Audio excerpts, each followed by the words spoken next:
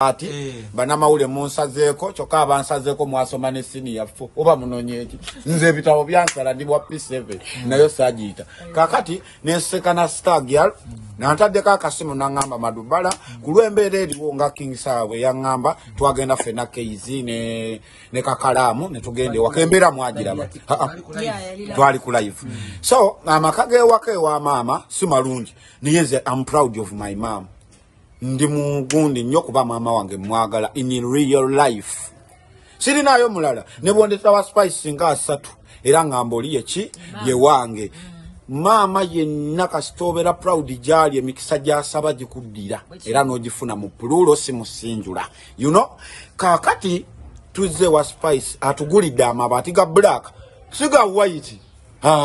Tukenda kuzimba emyalire oba tugizimbira omwezi gumu Keiza tuwadde ensawo emu Kakalaamu emu Lujje emu Luize ala ne kuluze manager Roger aguze ensawo 2 kiwedde kino kindaga connect to connect kisegera spice alimu ebirungo lungo kati bwogate ebirungo ne spice kati atofuna kiri ekiri breast Linda ke chiddako maaso awo kesinkanye spice ze kugambye olaba ke musisinkanye linda ekiddako bano kugambye kwetunuli olukalala lw'engenda mpitamu goloza ki ekiddako gasigugo so first TikTok live King Saawe ali yangamba tuli eno nti kyekiriyo nti munnange tatera kubeera mu bintu ebyo King Saawe wabeera mu kintu olabanga kyaddala real person yes amga waba oli eyo kyemuli mukola nange kangole ki kanne kwate kye naba nsobodde tujjagattawo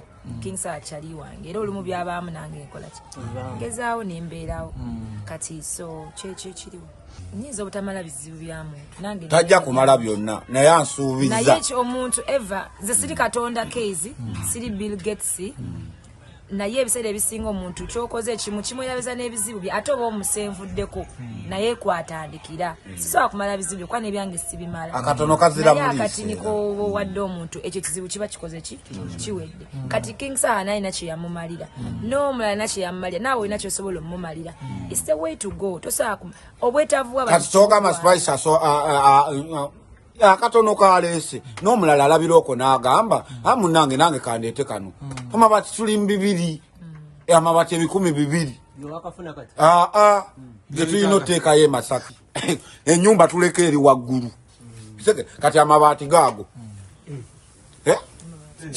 siga bigambo gaago yagaguze muja gamba wadde setazi mujiddeko mukakati n'amabaati aganzijeko bino bye mugamba mbo yawalimba yazimwadde mu kamera nazimujjako n'agamba amabaati gago aganzijeko era emmotoka ngenda gireta ngisimbawo ngatwala kati nze naleka abantu bajaji nga bwe baagala let people judge you but you know yourself. Whom are you? You have to know whom are you. Whom are you meaning so many things.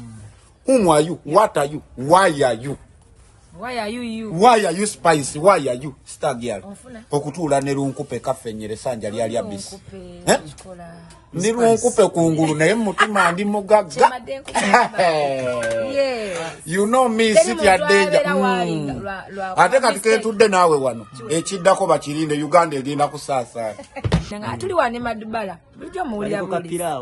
Kati nangamba tuli eno koze ekiri eyo gye muli. Tamunaye tuzimba nyumba ya mukadde konza agamba bati njafunayo genfunye nange ngatteko kati jukira mbadde ntambula mu bichi ngandi busy naye the manager namukubira nga mabati gatuuse tugaga noni nagawa chiwedde kanzije kati njagala nange baheta akaliro njagala mungwa akaliro bakawulireko njagala lucho lunaku njagala baheta wanga akalira akawulireko ntikokya ebanja mpoze lingi then banja then abantu bampoza amabanja niye nkyemba nsuubiza kiri eki nze ndi lunkupo okujjako obugagga mbulina ku mutima Katonda yayino basasula musito ina subira kintu kyonna mu muntu nze kati simulabangako gwegusoose sina kyemusubiramu mu sente nze nakikoze nga kyenjagala ate nga osanga nina obusobozi bwakyo era singa mba sina obusobozi bwa kintu sikikola naye mba nina obusobozi kyenkola